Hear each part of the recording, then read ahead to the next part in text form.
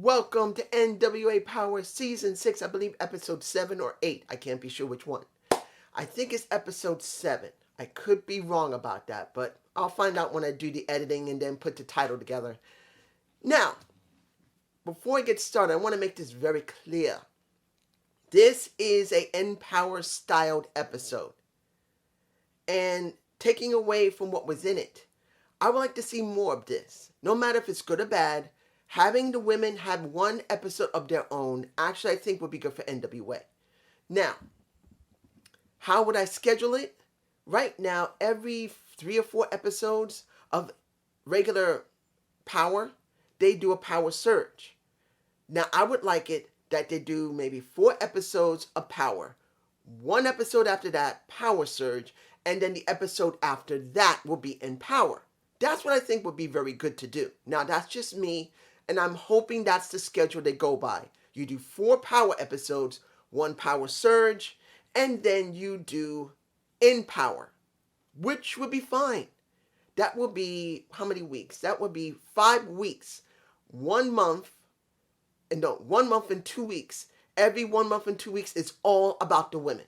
Now, not everyone's going to agree with that, but until we really know how well this episode did, and if it does really well, they can always shuffle around. Instead of being every 4 episodes in Powerrr, then Powerrr episode, you can make it 3 episodes of Powerrr. Then you go to Powerrr surge, and then you could do that. That would be 5 weeks instead of 6. So that would be 1 month and a week instead of 1 month and 2 weeks. Now, what we got here was a decent show. And the one thing I enjoyed was that, yes, it's still at the Chase. And I did say they're going to do a lot of episodes at the Chase. They've done a lot of episodes at the Chase. This time there was a good amount of fan participation, which really helped the show a lot. I did enjoy it because I can hear the fans go off. They brought the men in a little bit to only do interviews. There were no men as managers, just the women, which was fine. Bring the men in so you could still be reminded of the men while it's on the women's episode. Just them talking, not having brawls, not having matches, nothing. It's fine. First match, which I do not agree with, would be the number 1 contendership. Kylie Ray versus the... Why is the hot mess not like this on Impact Wrestling? They say she's a hot mess on Impact Wrestling. Make her the hot mess with Impact Wrestling and let her act crazy with her man. I'm just saying. And then the Melina. This was a okay match. It was fine. It's for the number 1 contendership to get someone ready to go up against Camille. But why is it opening the show? And why was it only about 8 to 8.5 minutes? No, 6 minutes. Maybe 6 minutes long. When you look at this episode of NWA, you got to look at the opening credits, then the commentary where they have Pope on it, which was fine. But then when you go into it, it was maybe 6 minutes because the opening credits along with commentary is maybe at least 2 minutes long. So it was maybe about 6 to 6.5 minutes long for a match that's supposed to be important. Why is it so damn short? Melina wins, and she does have an interview after that with a May Valentine pretty much saying, hey, this means a lot to me. This is important. I want to make sure that this means something. I've had 3 title reigns already. My first title I ever won was from NWA. I know I am destined for this because the universe gave it to me. Not in all those same words in the same order, but that's how you feel. Why did they make this at the beginning? Why? This is number 1 contendership. It should not be opening the show. I'm just saying. Now, the next match. Camille has a short interview, and I'm not really going to get into it. It kind of covers a little bit of what's going on with her man, and then Nick Aldis. Doesn't matter. It is about this match, which also could have closed the show because the number one contendership could have closed the show. This could have either closed the show, and that is Camille versus a Tootie Lynn, the Blue Dragon from St. Louis, Missouri. Cute little thing. She was there. But what pissed off Camille like crazy, because she wasn't told until she got into the match, if Trudy wins her match, because it was a non-title, she gets a title shot. And Camille was pissed off. So in the very opening, she was already distracted, and Tootie was already beginning to beat her ass until she jumped out of the ring, pissed off as hell. Now, the thing that was alright with the match, but then was a little too much. Tootie's defense. Look, I'm not saying the Blue Dragon doesn't have great potential as a wrestler. She's a good wrestler. I don't have a problem with that. Easily, I don't have a problem with it. But you are talking about Camille. And Tootie is like here. Camille is like here. Somewhere around here. Yeah, like that. I just don't buy that she can knock her down so damn easily. Now, I'm not saying that it was easy to knock her down, but clearly she got in way too much offense. Yes, near the end, she got her ass whooped and got a short spear for her trouble. And then she was pinned. But let's make this clear. Tootie just should not got in so much damn defense. I'm just saying, you guys can tell me below. I just don't think she should have got that much defense in. Now, here's a very interesting match. We got Lady Frost versus Blue Sky. A Mildred Burke match. No punching, no high flying, and no throwing anybody over the top turnbuckle or top turn rope. Clearly the oldest old school of 1930s, 40s, 50s, and 60s wrestling that covers men and women. Guys didn't always used to do that. It was in the 70s and 80s going into the 90s when they really started ramping that mess up. So before that, it was classic wrestling, baby. Clear classic. So, this match was quite interesting because you got Sky Blue, who's not a really big, flairful, high-flying wrestler. But she does do some offense that does take her up to the top turnbuckle, and you were not allowed to climb it either. Then you got Lady Frost. Here's her picture in my face. I may use this as when I redo the intro for NWA. And I am going to eventually do it. If she's still there, I'm using this image. You can see it in my face. I think, no, now I'm using it. Sexy piece of, oh my goodness, I'd marry that if she let me. I mean, she wouldn't give a damn about an old fat ass man like me. I mean, not super chubby, but she wouldn't give a damn about me. But I'll still love her. Damn, that woman looked good. But she was so mad. She is a gymnast, former gymnast, whose main offense is a defense. She uses her momentum in her flips and in her gymnastics to give her an edge. Hell, look at this. Look at this shot of her doing a kick to the back of Sky Blue. She literally is freaking vertical in the air when she kicks her to her back. That is not something unusual in wrestling, but the way that she's doing it shows that she has gymnastic skills where she knows how to handle herself when she hits the mat after she does the damn move. I'm just saying, that was just, whoo! And she was mad. She wanted to do some aerial. She couldn't do it. And she had to, well, no, let me take this back. Let me roll it back. First, she wanted to punch her, and that's Sky Blue. She couldn't do it. The ref stopped her. Then she wanted to do some aerial. She could not do it either. Then she gets kicked in the face by Sky Blue and gets angry and goes outside. As you can see, this shot of that gorgeous piece of ass in my face. She was getting really frustrated. Eventually, she went to the point where she did get Sky Blue on the mat and she was about to do her famous moonsault. And she got sick of the rules. She said, fuck the rules. She didn't say fuck the rules, but she said, I don't care. She wanted to do it, but Sky Blue stopped her. Eventually, she got so frustrated and angry, she did a roll-up and grabbed the tights and won that mess.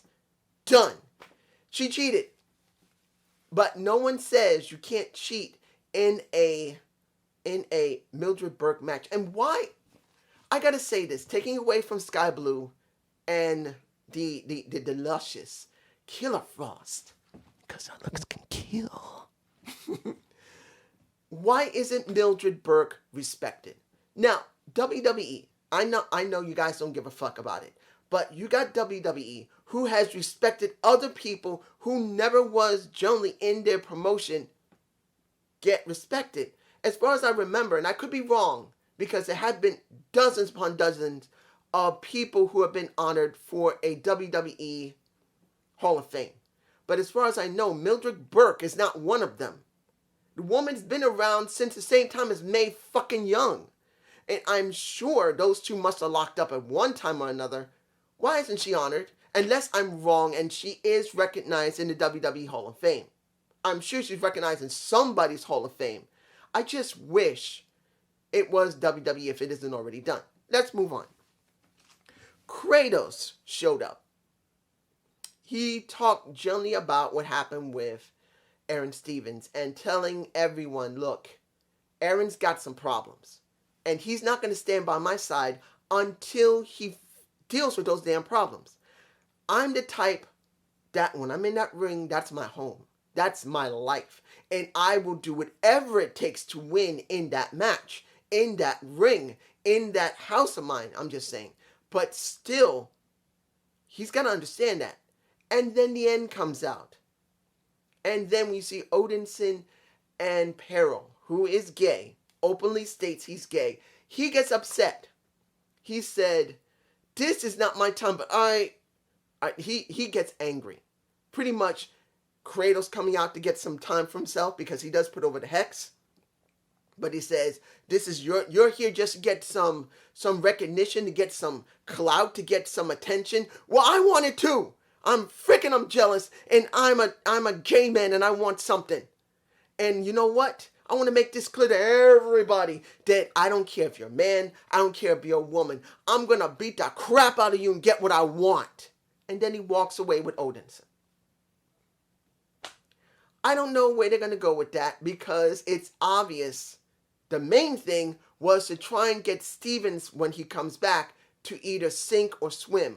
But him openly saying that he's gay and openly saying that he's willing to take out anyone, that makes you wonder where they're going to go with him.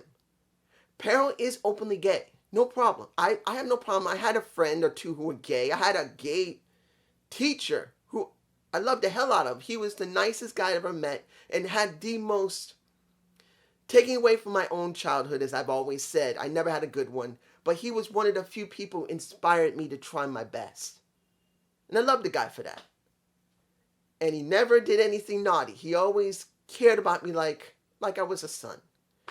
But what does this mean for Powerrr openly stating that he's gay? Does that mean that he'll be doing something that you wouldn't expect from a gay man in wrestling?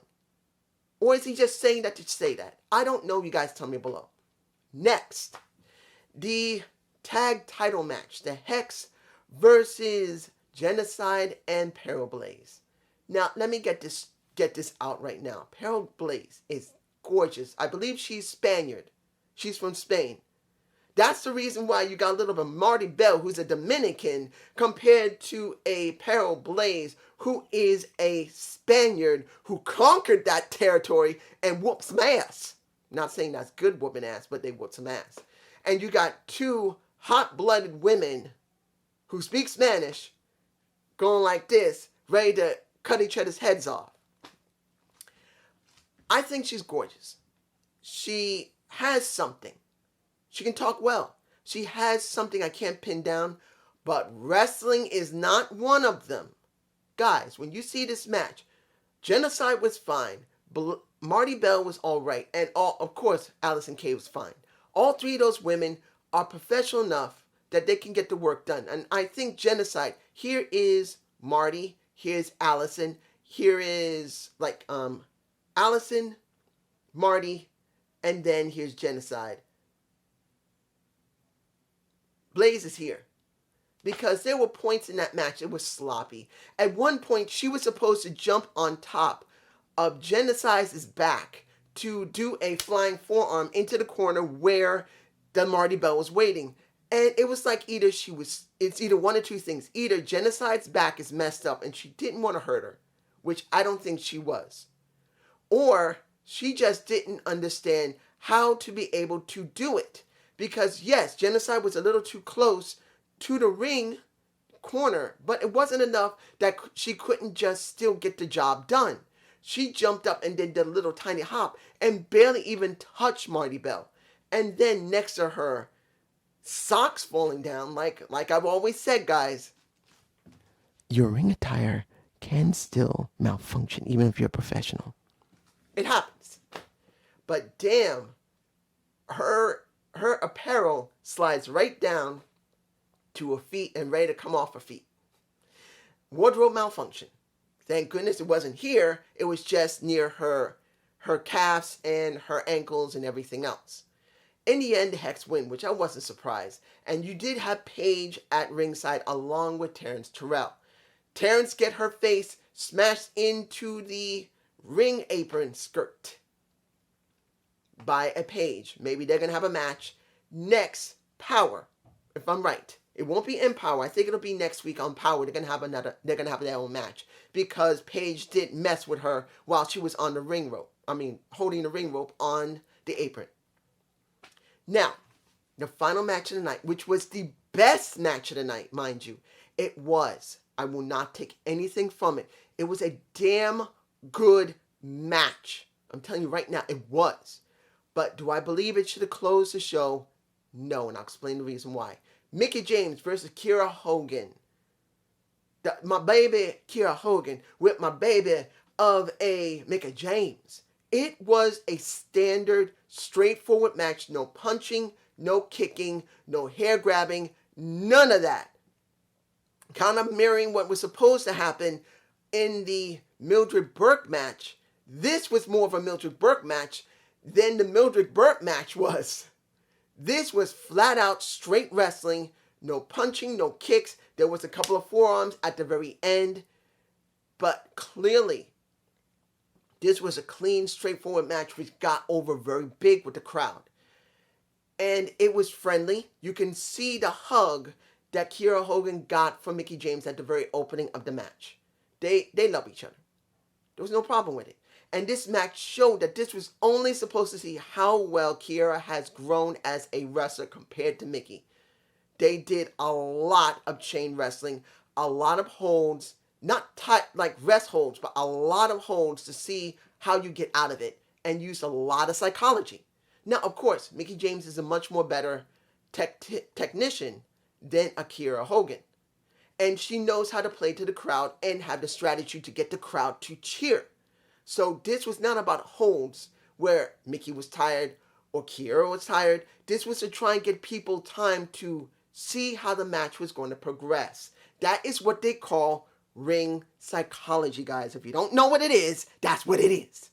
In the end, the match reached a point where Mickie did win. And it was a great match. And we didn't see what was the ending when Kiera was still on the floor in one of the corners. We didn't see that. So I don't know what happened. They cut it off at that, and that was the end of the show. Now, they could have hugged afterward, or Kiera could have attacked her right after it was happened. I don't know. But this was a good Powerrr episode of NWA Powerrr. But I'm not going to lie. This should have been the opening match. I'm just saying, it should have been the opening match. And you could have gotten rid of the Mildred Burke match with, and I understand, I love me the Killer Frost, the Lady Frost, my baby, the one I would marry. But you could have taken that out and added that extra time for the either number one contendership or for the non-title match for a 2D Lynn to let her be seen a little bit more. So if NWA really considers her worth hiring or not hiring, people would still get something out of it. So you could have taken out the Mildred Burke match, put it on Powerrr, and you could have added extra time to the non-title match or to the number one contendership match, the triple threat. Why did you do it that way? Open with Kiera Hogan and to the Mickie James to make it really mean something. Then either have the number one contendership or which I really believe would have been the better one. Number one contendership just after when it comes to the non-title match, and then you have the Melina come out from the ring after she wins, talks to not Mae Young. I'm getting Mae Young mixed up with Mae Valentine. Mae Valentine, and then I thought at that moment you were going to see that Camille whoop the ass again of a Melina, which I think would have been the best thing. She comes out, whoops her ass onto the floor right after her match because she would be her weakest. Because Camille is not underdoing that. That is Camille's stick. And that's the way I would have booked it. But I hope you enjoyed this. Maybe I should switch back to episodes instead of saying seasons, because I keep forgetting what it is. Have a good day. Have a good night. And watch for my Dynamite review. Peace.